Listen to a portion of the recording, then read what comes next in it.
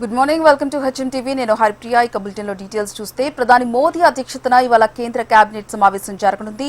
ప్రభుత్వం అధికారికంగా అజెండాను ప్రకటించలేదు. లోక్సభలో వీగిపోయిన మహిళా బిల్లు, డీలిమిటేషన్, కేంద్ర పాలిత ప్రాంతాల చట్ట సవరణ బిల్లుపై చర్చించే అవకాశం ఉంది. అదేవిధంగా రాబోయే పార్లమెంట్ సమావేశాలను దృష్టిలో ఉంచుకుని అత్యవసరంగా అమలు చేయాల్సిన కొన్ని కీలక బిల్లులకు కేబినెట్ ఆమోదం తెలిపే అవకాశం ఉంది. దేశ ఆర్థిక స్థితిగతులను, అంతర్జాతీయ సంబంధాలను ప్రభావితం చేసే నిర్ణయాలు చర్చకు వచ్చే అవకాశం ఉండడంతో దేశవ్యాప్తంగా అందరి చూపు ఢిల్లీ వైపే ఉంది.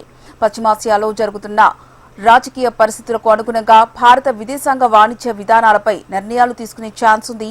పారిశ్రామిక వృద్ధిని వేగవంతం చేసేందుకు, విదేశీ పెట్టుబడులను ఆకర్షించేందుకు కొన్ని కీలకమైన ఆర్థిక సంస్కరణలపై కేంద్రం నిర్ణయం తీసుకునే అవకాశం ఉంది.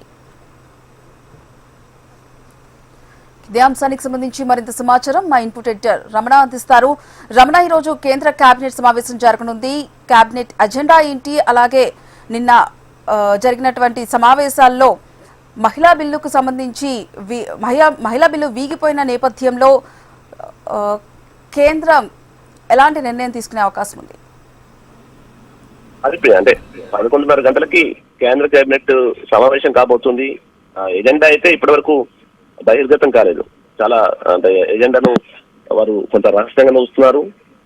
11:30 గంటలకైతే భేటీ కాబోతుంది. నిన్న పార్లమెంట్ సమావేశాల తర్వాత, అంటే బిల్లు వీగిపోయిన తర్వాత ఎన్డీఏ సంబంధించిన పక్షాలు ఏవైతే ఉన్నాయో అవన్నీ కూడా నిన్న సమావేశమయ్యాయి.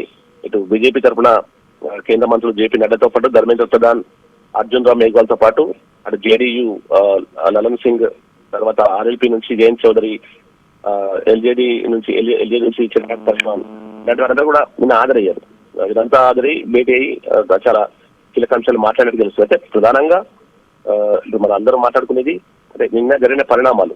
ఈ 3 రోజుల సమావేశాలు ఈరోజు ముగియబోతున్నాయి ప్రత్యేక సమావేశాలు. మరి ఏదైతే మహిళా రిజర్వేషన్ బిల్లు సంబంధించి వీగిపోవడంతో, సరైన ఓటింగ్ లేక వీగిపోవడం అయితే కొంత పార్టీకి కొంత ఇబ్బందికరమైన, ఎన్డీఏ పక్షాలకు కొంత ఇబ్బందికరమైన వాతావరణం కారణమైంది. ఎందుకు ఎక్కడ వ్యూహాలు దెబ్బతిన్నాయి, ఇలాంటి విషయాలు కూడా మాట్లాడుకునే అవకాశం. దీన్ని మనం ఏ వేళకు మనకు అనుకూలంగా మార్చుకోవాలి, ప్రతిపక్షాలను ఇందులో తావును చేయాలనే విషయంలో వారు చర్చించే అవకాశం కల్పిస్తుంది. కొన్ని కీలక నిర్ణయాలు తీసుకునే అవకాశం అయితే లేకపోవడం, ఎందుకంటే ఆల్రెడీ నిన్న జరిగిన పరిణామాలు ఇప్పుడంతా కూడా ఎన్డీఏ పక్షాలకు కొంచెం గట్టి దెబ్బ అన్నట్టుగానే ప్రచారం జరుగుతున్న నేపథ్యంలో ఇప్పుడు ఇది తమ ప్రతిష్టకు దెబ్బతాకొద్దు. ఇప్పటి వరకు ఏ బిల్లు కూడా వీగిపోకుండా ఉన్నాం. ఇప్పుడు మొదటిసారి తమ అధికారం వచ్చిన మొదటిసారి ఒక బిల్లు వీగిపోవడం అనేది ఎన్డీఏ పక్షాలు జీర్ణించుకునే పరిస్థితి ఉంది.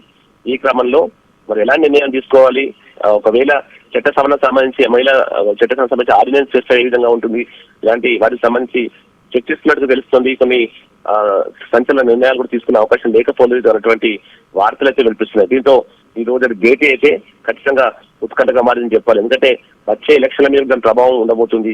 ఇలాంటి పరిస్థితుల్లో 2029లో మహిళా బిల్లును ఖచ్చితంగా అమలు చేస్తాం అనేటువంటి మాటలు పదే చెప్పిన క్రమంలో మరి ప్రధానంగా మహిళా సాధికారత బిల్లుకు సంబంధించి, ఆ తర్వాత డీలిమిటేషన్ సంబంధించి కూడా నిర్ణయాలు తీసుకునే అవకాశం లేకపోలేనటువంటి వార్తలు వినిపిస్తున్నాయి. 11 తర్వాత వేటి తర్వాత మనకి పూర్తి వివరం తెలిసే అవకాశం అయితే ఉంది. ఎందుకంటే నిన్న పరిణామాల నేపథ్యంలో ఖచ్చితంగా కీలక నిర్ణయాలు అయితే 100% ఉండబోతున్నాయి అనే వార్తలే ప్రధానంగా వినిపిస్తున్నాయి.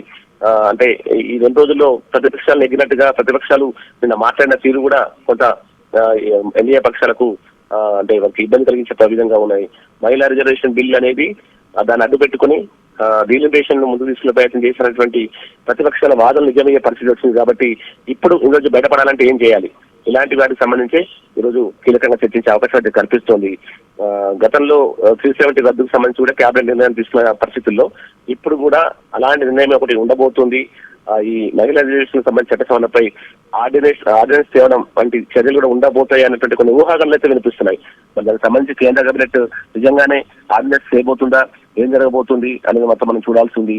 ఎందుకంటే మొన్న అర్ధరాత్రి గెజిట్ కూడా మహిళా బిల్లుకి సంబంధించి తీసుకొచ్చారు. కాబట్టి మరి ఏం చేయబోతున్నారు దానికి సంబంధించి అనే విషయంలోనే స్పష్టత రావాల్సింది. ఇక ఇప్పుడు ఇరాన్ సంబంధించిన ఇటు అర్మోద్ సంబంధించిన జలసంధికి సంబంధించి ఓపెన్ కావడం, ఇప్పుడు యుద్ధం తర్వాత యుద్ధం జరుగుతున్న ఈ పరిస్థితుల్లో ప్రస్తుతం పరిణామాలన్నీ కూడా వాటికి సంబంధించి కొంత చర్చించే అవకాశం లేకపోలేదు. కానీ ప్రధాన ఎజెండా అయితే ముఖ్యంగా నిన్నటి ఈ 3 రోజుల సమావేశం సంబంధించి ఆ బిల్లు వీగిపోయిన దానికి సంబంధించి ఎక్కువగా చర్చించే అవకాశం అయితే కనిపిస్తుంది. 11:30 గంటలకు భేటీ కాబోతారు. కాబట్టి ఇప్పటికైతే ఎజెండా ఇక్కడ లీక్ కాలేదు. మరి ఎలాంటి ఎజెండాతో ముందుకు వెళ్ళబోతున్నారు, ఎలాంటి నిర్ణయాలు తీసుకోబోతున్నట్టు ఉత్కంఠ అయితే మాత్రం సర్వత్రా నెలకొంది. హరిప్రియ. రమణ, అయితే నెక్స్ట్ ఫ్యూ డేస్ లో వెస్ట్ బెంగాల్ అలాగే తమిళనాడులో ఎలక్షన్స్ ఉన్న నేపథ్యంలో బీజేపీకి ఇలా మహిళా బిల్లు వీగిపోవడము అనేది చాలా పెద్ద షాక్ అనే చెప్పాలి. ఇలాంటి పరిస్థితుల్లో బెంగాల్లో వచ్చేసి కాన్స్టిట్యున్సీలు పెంచుదాము అని అనుకున్న టైంలో బీహార్, వెస్ట్ బెంగాల్ లాంటి పెద్ద రాష్ట్రాల్లో కాంగ్రెస్ అలాగే టీఎంసీ సహకరించలేదు అని, అలాగే తమిళనాడు విషయానికి వస్తే రాష్ట్రంలో డిఎంకే అలాగే కాంగ్రెస్ మహిళా బిల్లును వ్యతిరేకించాయని బీజేపీ దీన్ని అనుకూలంగా మార్చుకుంటుందని అనుకోవచ్చు. అంటే నిజానికి బీజేపీ వ్యూహం అయితే మహిళా రిజర్వేషన్ బిల్లును బూచిగా చూపెట్టే ఈ మొత్తం వ్యవహారం నడిపిందనేటువంటి వాదనలు మనకు విశ్లేషకు నుంచి వినిపిస్తున్నాయి. అంటే మహిళా రిజర్వేషన్ బిల్లును మేము తీసుకొచ్చాం, కానీ అది విపక్షాలన్నీ కూడా ఏకపక్షంగా వాటిని వ్యతిరేకించే బిల్లు గల పాస్ కాకుండా కావడానికి కారణం విపక్షాలే అనేటువంటి వాదన చేసే అవకాశం అయితే ఉంది. కానీ నిన్న జరిగిన పరిణామాలు చూసినప్పుడు మాత్రం డీలిమినేషన్ బిల్లు లింకు పెట్టడం మూలంగానే మహిళా బిల్లు ఈ రోజు చట్టరూపం దాచలేకపోయింది అనే వాదన విపక్షాలు చేస్తున్నాయి. అదే ఆ బలమైన వాదన ఈ రోజు జనాలకు వెళ్ళిపోతున్న పరిస్థితుల్లో మరి మనకు ఇప్పుడు వచ్చే ఎలక్షన్ లో కూడా నష్టం జరిగే అవకాశం ఉన్నటువంటి వాదన కూడా బలంగా వినిపిస్తోంది. ఈ క్రమంలో అటు డీలిమిటేషన్ సంబంధించి వెస్ట్ బెంగాల్ సంబంధించిన సీట్ల పెంపు కావచ్చు, మిగతావన్నీ ఆ పరిణామాలన్నీ కూడా ఈ రోజు కొంత మైనస్ గా మారిన నేపథ్యంలో ఖచ్చితంగా ఇప్పుడున్న పరిస్థితుల్లో ఈ రోజు ఈనాటి భేటీలు ఇవన్నిటి గురించి చర్చించే అవకాశం అయితే ఉండింది. వచ్చే రోజుల్లో జరగబోయేటువంటి భవిష్యత్ కార్యాచరణకు సంబంధించి కూడా మాట్లాడే అవకాశం అయితే లేకపోలేదు. మెయిన్ గా మహిళా రిజర్వేషన్ బిల్లు సంబంధించి అంటే బీజేపీ అనుకున్నది ఒకటైతే జరిగింది ఒకటి అనేటువంటి వాదన వినిపిస్తుంది. ఈ ముఖ్యంగా మహిళా రిజర్వేషన్ బిల్లును ఆ బూత్స్ చూపెట్టి అది బిల్లు ఎట్లా పాస్ కాదు కాబట్టి అప్పుడు దాని ఆ నెపం విపక్షాల మీద వేద్దాం అనుకున్నటువంటి పరిస్థితుల్లో ఒక్కసారిగా సీన్ మారింది అనేటువంటి వాదనలు కూడా వినిపిస్తున్నాయి. మరి ఈ పరిస్థితుల్లో వచ్చే 2 రాష్ట్రాల ఎలక్షన్లకు సంబంధించి దీని ఎఫెక్ట్ ఏ విధంగా ఉంటుంది, దీన్ని ఎట్లా అస్సాలుగా మార్చుకోబోతున్నారు. ఇంకా నిన్న రాహుల్ గాంధీ చాలా గట్టిగానే మాట్లాడారు. ఆయన మాట్లాడిన విధానం మనం చూసాం. మొత్తం దేశ స్వరూపాన్ని మార్చే ప్రయత్నం కుట్ర జరిగింది. అసలు మహిళా బిల్లుకు డీలిమిటేషన్ బిల్లుకు లింక్ ఏంటి, ఇది మహిళా బిల్లు కానే కాదు అంటూ కూడా ఆయన తన వాదన ద్వారా అంటే చర్చ సందర్భంగా మాట్లాడిన విధానం మనం చూసాం. వీటన్నిటిని అంటే బిల్లు వీగిపోయిన తర్వాత కూడా ప్రతిపక్షాలన్నీ కూడా గట్టిగా సంబరాలు చేసుకోవడం కావచ్చు, వారు వచ్చి బయటకు వచ్చి మాట్లాడే విధానం కూడా చూసాం. ఇలాంటి పరిస్థితుల్లో మరి దీన్ని ఏ విధంగా అస్త్రంగా మార్చుకొని జనాలకు వెళ్ళబోతుంది బీజేపీ కేంద్ర ఎన్డీఏ పక్షాలన్నీ కూడా ఏ విధంగా ముందుకెళ్ళబోతుందో మాత్రం మనం చూడాల్సి ఉంది. ఖచ్చితంగా జరిగిన సమీకరణలకు సంబంధించి ఈ రోజు కేంద్ర కేబినెట్ లో కీలక నిర్ణయాలు తీసుకోబోతున్నారు. ఆ నిర్ణయాలు ఏంటి అనే విషయంలోనే సస్పెన్స్ కొనసాగుతుంది. ఇప్పుడు ఈ మైనస్ ను ఏ విధంగా పూడ్చుకోవాలి అన్నది ప్రస్తుతం ఎన్డీఏ భాగస్వామ్య పక్షాల ముందున్నటువంటి కర్తవ్యం. దానికి సంబంధించి మనకు క్యాబినెట్ భేటీ తర్వాతనే దానికి సంబంధించిన పూర్తి అప్డేట్స్ వచ్చే అవకాశం ఉంది. Right, thank you Ramana.